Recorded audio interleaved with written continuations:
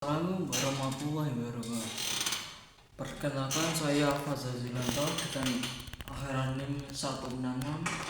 Saya akan mereview buku dari Bapak Agus Herman yang berjudul Konseling dan Psikoterapi Islam. Ini ya cukup tipis dan cukup ringan dibaca. Oke, masuk ke bab pertama, yaitu pengertian fungsi, metode, prinsip, dan persamaan perbedaan konseling dan psikoterapi Islam. Yang pertama yaitu psikoterapi Islam. Psikoterapi Islam mempunyai arti sebagai nasihat, anjuran, pembicaraan, dan juga nasihat yang mencakup tiga dari nasihat, anjuran, dan pembicaraan. Konseling dapat diartikan sebagai pemberian nasihat, pemberian anjuran, dan pembicaraan dengan bertukar pikiran dan menggunakan metode-metode atas pengetahuan sistematik. Yang kedua yaitu tujuan dan fungsi konseling Islam. Adapun konseling Islam mempunyai tujuan dan fungsi sebagai 1. Remedial dan rehabilitas. Yang kedua yaitu fungsi edukatif dan atau pengembangan. Yang ketiga yaitu fungsi preventif atau pencegahan. Yang selanjutnya itu prinsip konseling Islam. Prinsip konseling Islam yaitu mempunyai arti bahwa prinsip atau hal yang mendasar dalam konseling Islam adalah yang pertama yaitu paradigma yang bersandar kepada wahyu, ketauladan para nabi, rasul, dan ahli warisnya. Yang kedua yaitu hukum konselor memberikan konseling pada klien. Yang ketiga yaitu akibat konselor menyimpang dari wahyu dapat berakibat fatal bagi dirinya sendiri maupun klien. Yang keempat yaitu sistem konseling Islam dimulai dengan pengarahan kepada kesadaran nurani dengan pembacaan ayat-ayat Al-Quran. Yang kelima yaitu konselor sejati adalah mereka yang dalam proses konseling selalu dibawahi bimbingan Allah dan Al-Quran. Yang selanjutnya yaitu yang keempat, teori konseling dalam Islam. Yang pertama yaitu hikmah, yaitu sebuah pedoman atau panutan pembimbing yang bersumber dari Al-Quran. Yang kedua yaitu mauidhah hasanah atau pelajaran dari kehidupan Nabi. Yang ketiga yaitu teori mujadalah, yaitu dengan menggunakan bantahan dan sanggahan yang mendidik dan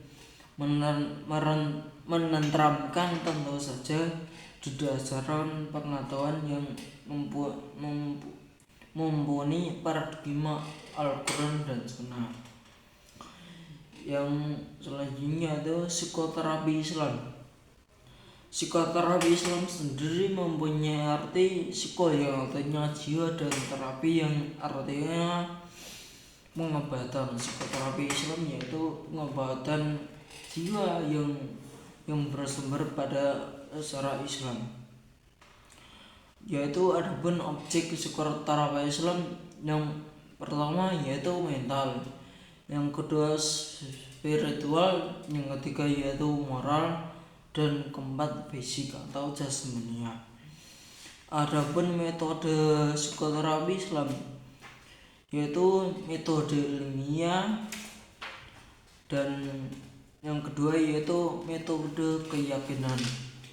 Dan metode keyakinan sendiri dapat diraih melalui ada 4 cara, yaitu ilmu yakin, yaitu meyakini berdasarkan secara teoritis atau yakin secara teoritis. Yang kedua yaitu ilmu yakin, yaitu melalui pengamatan indera secara langsung. Yang ketiga yaitu hakul yakin, yaitu benar-benar yakin melalui pengamatan, penghayatan, dan pengamalan. Yang keempat kamalul yakin atau kesempurnaan yakin yang melalui teoritis, aplikatif, dan empirik. Yang keempat yaitu metode otoritas, yaitu dengan metode otoritas memiliki penelitian, yaitu secara keahlian, kewibawaan, dan pengaruh positif. Yang D yaitu metode intuisi, yaitu para sufi biasanya menggunakan basirah atau mukasyafah, method of Sufism. Dan metode intuisi ini memiliki metode dibagi lagi menjadi 3, yaitu tahalli, tajalli, yaitu pengesahan diri, tahalli pengesahan diri, dan tajalli yaitu terbuka. Fungsi terapi Islam yaitu pencegahan, fungsi dan fungsi pensucian, fungsi perawatan, dan fungsi pensucian.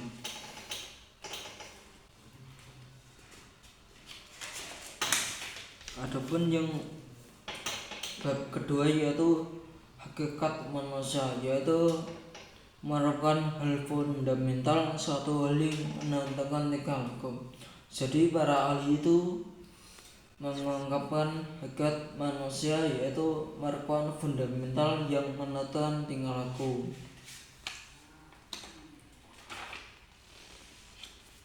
Adapun manusia itu memiliki makhluk sebagai makhluk biologis.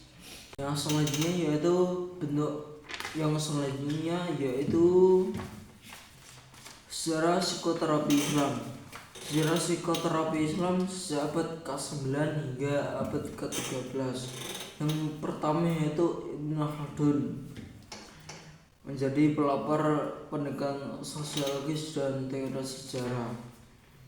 Dan bentuk psikoterapi Islam ada banyak, yaitu secara tarbiyah, syariah, dan tabiyah, duniawi dan ukhrawiyah, atau bersifat dunia dan cara akhirat. Adapun teori bersifat duniawi ini ada 6 metode, yaitu teknik psikoanalisa dan terapi perilaku. Yang ketiga yaitu terapi kognitif perilaku, yaitu gabungan antara terapi perilaku dan humanistik. Yang keempat yaitu terapi humanistik.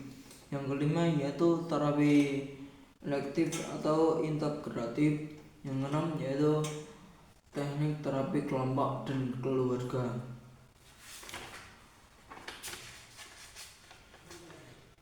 Cukup yang saya sampaikan.